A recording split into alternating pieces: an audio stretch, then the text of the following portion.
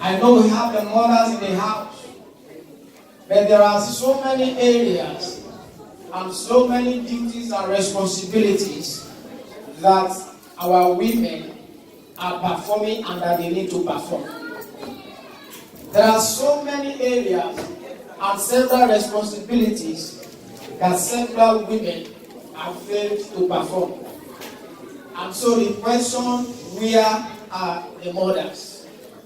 We are celebrating the mothers today, but we have to ask ourselves, where are the mothers? He is excited when he created the woman.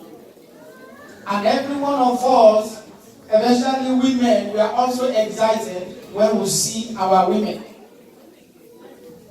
Because we know the importance of women in our homes. God created the woman and put inside her a womb. And the womb that God gave the woman is not only to carry babies, but He gave them that womb to give birth to destinies. And the destinies God has given unto us, we are to nurture them in the way of the Lord. We are to lead them in the light. Allow them, teach them the way of the Lord, lead them in the light of the living God. The Lord will help our mothers in the mighty name of Jesus. Amen. And one thing that makes me also excited about our women is because when Jesus Christ died, women were the one that took care of the body of Jesus Christ. Remember, most of us that understand the Jewish culture, when somebody dies, there is a Jewish custom of they wrap every part of the body, right from the finger, all the 10 fingers, all the body that they left. They usually, they left the face uncovered, and that was the same thing that happened when Jesus Christ died, and He was about to be buried. The women were there. They washed Him and they decorated His body. And that is why women are so important. I pray that you will not lose your relevance in the mighty name of Jesus. So this morning I want to talk about two things. The Bible passage that we read, the book of Judges chapter 4 from verse 1 to 5 and verses 18 to 21. We have the story of two people there. We have the story of Deborah, and we have the story of Jael. Jael was a tent maker, the keeper of the tent where Deborah usually sits as a prophetess in the land of Israel. And the duty of a prophetess in the land, they see the mind of God, they speak the mind of God. And so Deborah was there, and also Jael also was there, keeping the tent, making sure that everything was going on well, no death, everything clean, so that for the woman of God to do the work that the Lord has given unto her to do for the people of Israel. And before I go into this, I want us to note very clearly, women, our moments about the fivefold ministry. If you are still here this morning, you don't know which one you belong to. You are here to identify the gift and the talent that the Lord has given unto you. There are the fivefold ministry. In Judges chapter 4 verse 4, the Bible talks about the Deborah as a prophetess in the land of Israel. And in Ephesians chapter 4, 11 to 12, we have the fivefold ministry. The first one talks about the apostles, we have the prophets, we have evangelists, we have pastors, and we have teachers. We have women in all these categories, and we have them performing excellently and doing great things for the Lord. And now to the story of Jael. Jael in the scripture, in the story of Deborah, was not really noticed. But Jael was the keeper of the tent where Deborah usually mainly administers the people of Israel. And so Jael, I put it that Jael is an apostle in the marketplace. Something that is different from Deborah. And so, before I go further, let me bring out the 4 kinds of women that we have. The first kind of women is the absentee mother. Absentee mother. This type of women, they lack their responsibilities at home, and the vision and destinies that God had committed to their hands, they allow them to be destroyed, they allow them to be taken over by the enemy. And that is why in the Bible we have the story of a man who had a daughter named Jairus. Jairus, the man was named Jairus. And Jairus, by the time Jairus left the house because her daughter was sick, the daughter was still alive. But he left the daughter in the hand of a woman. And before Jairus would get back home, what happened? The baby or the daughter died. Meaning that we have some mothers that wouldn't take care of their home. We have some mothers that lack in their responsibilities and duties at home.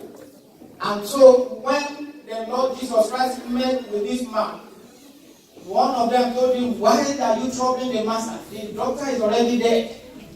But Jesus Christ went there and performed the miracle. The next one is we have the permissive mother. In the story of Abraham in the book of 1 Samuel chapter 2 verse 22, we have a permissive mother. A mother that will not see anything wrong in whatever her children does, or her daughter or her son. A woman that is not ready for any spiritual warfare in respect of her family. A woman that doesn't care about what happened thereafter. A woman that also believes in competing with people. Competing with the kind of dress they put on, the shoes. Competing with them in every aspect of life. But not spiritually lifted. And also, they don't care about how their children behave and about what comes out of the life of their children. These are permissive mothers. Permissive mothers, they don't care if 2 males come into the house to visit their daughter. They will welcome them. "Oh, you are welcome. How are you today?" She's in there. Go and meet her in her room. Those are permissive mothers. Permissive mothers are the type that we allow their daughters or their children to wear clothes that when they bend their back, they need to see what you are not supposed to see. And when people out there are talking, when people are complaining, you say, leave them, they are still young. When they grow older, they are going to change. Where are the mothers? What kind of generation and example are we given given unto these children? I pray that the good Lord will help us in the mighty name of Jesus. Amen. We have mothers, they don't care. They abuse their children, they use abusive language. They call them, your head is so. They call them, you are this and you are that. And whatever you speak to the life of your son or daughter matters. Because you carry power, there is power in the tongue. And whatever you say may negatively affect them in the future. And we have the story in the Bible, we have the story of Jacob and Rebekah. When the father told Esau to go and prepare him a meal so that he can bless him before he died. And Rebekah overheard everything. She invited Jacob, go and do the same thing. I will cover you up. And the boy said, Mommy, if I should go ahead and do this and my father placed a curse on me, the mother said, don't worry, let that curse be upon her. Mothers that don't care about the destiny that God had committed to their hands. The Lord will show mercy upon us in the mighty name of Jesus. Amen. Number 3, we have abusive, high-handed, and overbearing mother. This kind of mother, set of mothers, they control everything about the life of their children. Right from who to marry, where to go, when to go out, when to come in, the kind of clothes to wear, this and that. Overbearing mothers. We have an example in the book of Matthew chapter 14 verse 1. We have the story of a woman called Herodias. Herodias was a queen in the land. And her brother was so lucky that day that she appeared before the king, and as she was dancing, the king was so impressed. And the king said, ask me whatever you need. Even up to half of my kingdom I will give unto you. But this lady, the daughter, went to meet her mom. Mother, what do you want me to ask from the king? And the mother misled the little girl. She told her, ask for the head of John the Baptist on the platter of gold. Mothers, learn to forgive others. Learn to forgive others. Because Herodias failed to forgive Herod, she transferred that same offense onto her daughter. And so she instructed her daughter, ask for the head of John the Baptist on a platter of gold. And what happened? Immediately the king ordered that John the Baptist be beheaded. Instead of that woman to have advised her daughter, ask for gold and diamond, ask for riches and wealth, and that little girl would have become the richest, the richest princess in the land. But the mother misled her. Abusive, high-handed, and overbearing mother. The Lord will help our mothers in the name of Jesus. Amen. So mothers, please stop destroying the life of your daughters and your children. Don't make your enemy the enemy of your children. Some of us, when we see somebody who has offended us before, and our children, is trying to go towards that person to greet him or her, we look at that daughter or that boy. Where are you going? What do you want to go? And so that guy or that boy or that girl has nothing other than to come back and meet the mother. So we must allow the Spirit of God to dwell richly in us. The last one is participatory mother. I will close here. That participatory mother involves a mother that participates, the mother that is involved, the mother that gives godly counsel, the mother that prayed for the child, that prayed for the family and guide them in the way of the Lord. It's a mother that only speaks when she should speak. A mother that only speaks when she wants to speak.